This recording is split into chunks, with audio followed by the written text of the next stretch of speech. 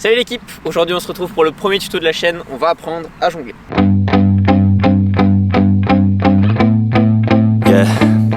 My hands steady, I feel ready, but my legs heavy, I don't get it. How come I haven't hit it already? Still working, I'm still learning, I'm still searching, finally earning something, finally turning something called a profit. Moi c'est Pablito, je fais du foot freestyle depuis 4 ans maintenant et le but de ma chaîne c'est de vous apprendre progressivement tous les gestes de football freestyle que je connais actuellement. Et j'espère en apprendre bien plus et vous les montrer ici sur cette chaîne. Sur ce, on est parti, on commence avec la base de la base, c'est-à-dire le jonglage. Juste avant de commencer, j'ai deux petits disclaimers à faire. Le premier c'est que dans le freestyle, peu importe la méthode de travail, il faut qu'il y ait du temps et de la rigueur dans l'apprentissage. Donc là je vais vous montrer ma méthode à moi pour jongler, mais après vous de votre côté, il faut que vous mettiez le temps et l'énergie, la motivation pour vous entraîner assez régulièrement. Deuxième disclaimer, c'est que là je vais vous montrer ma méthode à moi. Je dis pas que c'est la méthode universelle pour apprendre à jongler, je dis pas que je suis le meilleur freestyler, loin s'en faut d'ailleurs, mais c'est juste comment moi j'ai appris.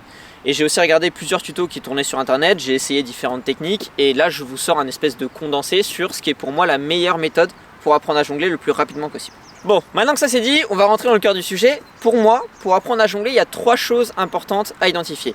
Le premier c'est la zone de jonglage, le deuxième c'est le timing, et le troisième c'est la force qu'on va mettre dans la balle. La zone avec laquelle il va falloir frapper la balle, c'est le coup du pied. C'est là où vous avez vos lacets. Donc c'est super important de frapper la balle d'ici pour éviter d'avoir des effets parasites.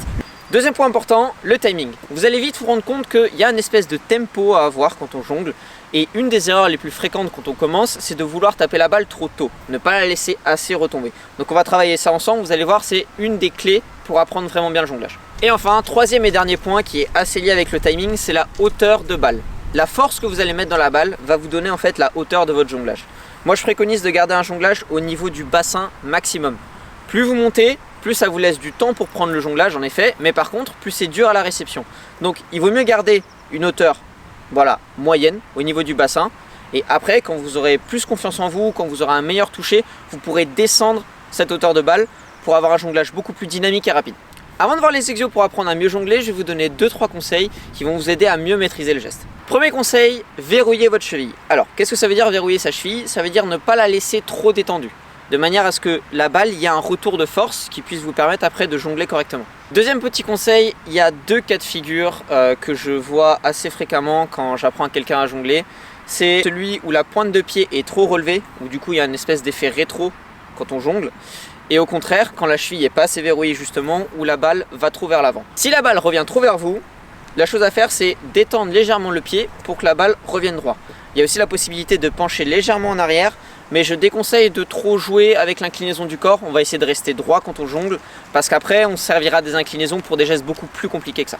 Deuxième cas de figure, la balle qui va trop vers l'avant ou qui vous glisse légèrement du pied. Dans ce cas-là, il faut verrouiller la cheville, mettre un peu plus de force et remonter légèrement la pointe du pied. Dernier conseil avant d'attaquer les exos, le pied d'appui. 50% de la réussite de votre jonglage, pour moi, c'est le pied d'appui.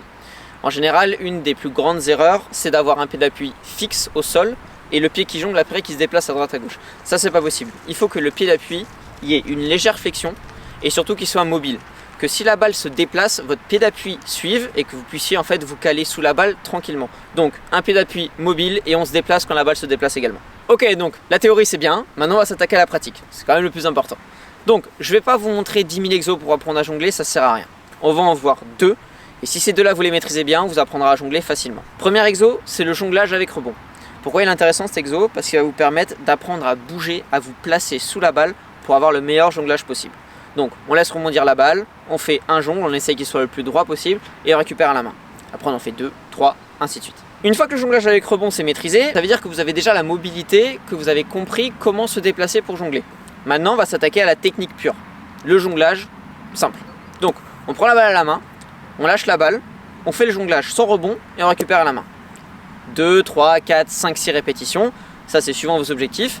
Et je vais vous montrer juste après une espèce de séance type progressive avec des répétitions et des séries pour vous permettre de progresser au fil du temps et d'avoir des objectifs toujours plus élevés. Ok, donc maintenant je vais vous proposer une petite séance type qui peut vous servir au départ. Après vous allez calibrer selon votre niveau, etc. Premier exo, jonglage avec rebond. Vous me faites 10 séries du nombre de répétitions où vous en êtes actuellement avec votre niveau. Si vous arrivez à faire 6 répétitions sans trop bouger à droite à gauche, vous prenez 6 répétitions, 10 séries de 6 répétitions.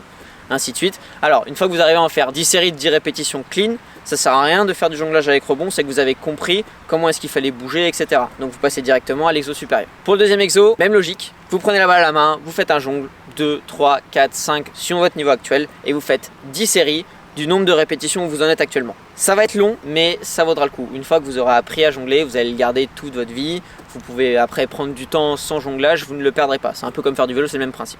Quelques indications supplémentaires, travaillez les deux pieds. Je vous vois venir, parce que j'ai fait la connerie moi aussi, ne travaillez pas que votre pied fort. Ne vous dites pas, je fais d'abord le pied droit, et après on verra le pied gauche plus tard.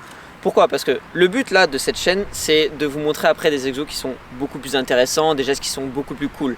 Et quand on va arriver au combo, on va avoir besoin du pied gauche. Et si vous n'avez pas bossé votre pied faible tout de suite, vous allez avoir cette désagréable sensation de repartir à zéro.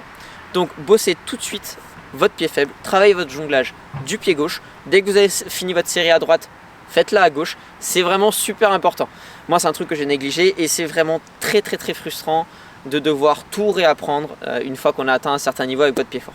Dernier petit point, je sais qu'il y a des gens qui aiment bien jongler avec un pied d'appui statique et en sautillant légèrement avec une seule jambe. Alors, moi je trouve que c'est vraiment pas une bonne idée pour plusieurs raisons. La première, c'est que vous mettez un stress sur la jambe d'appui qui est quand même assez important. Quand vous jonglez avec un bon jonglage, vous reposez le pied par terre, ce qui permet de soulager pendant un petit moment la jambe d'appui. C'est important de garder cette forme-là pour ne pas vous blesser. Et deuxième point important, comme je vous l'ai répété, moi mon but c'est pas que vous appreniez juste à jongler et que voilà, c'est juste le début ça. Le but c'est qu'après on s'attaque à des gestes beaucoup plus importants, des combos, etc. Et si vous ne jonglez que en sautillant, c'est impossible. Ça sert à rien d'apprendre cette méthode juste pour faire du nombre, parce que c'est vrai, vous allez faire plus de jongles en sautillant, mais par contre la technique est pas bonne du tout et vous pourrez pas après aller plus loin, donc ce serait dommage. Donc faites gaffe avec ça et essayez d'apprendre vraiment le jonglage de la bonne manière. Un truc qui n'est pas assez dit je trouve quand on regarde des tutos en freestyle ou quoi, c'est l'aspect mental. Le jonglage c'est chiant, je vais pas vous jouer de la flûte ou quoi que ce soit, ça prend du temps, ça peut prendre des mois, des années, alors peut-être pas des années quand même, mais des mois sûrs, ça va dépendre vraiment du rythme que vous allez mettre, du nombre de séances que vous allez faire. Je vous conseille d'essayer d'y accorder, même si c'est 10 ou 15 minutes. Peu importe. Au départ, il faut prendre le temps vraiment d'avoir un jonglage clean. Après, quand vous travaillerez les combos et tout, vous y penserez même plus. Vous ne travaillerez plus le jonglage, ça sera automatique. Mais dans un premier temps, il faut vraiment bosser, essayer de se motiver. Mettez-vous des objectifs, des caps. Ok, en une semaine, je veux réussir à faire 5 jongles. La semaine prochaine, j'en veux 6. Celle d'après 7. Voilà, ça va vous servir pour vous booster. Faites-vous des petits challenges s'il y a des gens qui veulent démarrer le jonglage, etc. C'est super important de rester motivé. Soyez toujours sûr que ça va donner quelque chose. Ça vaut le coup de travailler même si c'est que 10 minutes. Faites-le si vous voulez progresser rapidement. Voilà, c'est tout pour ce premier tuto. J'espère que ça vous a plu. Comme je vous ai dit, il n'y a pas de méthode miracle. Ça va juste dépendre de vous, du temps que vous allez y consacrer.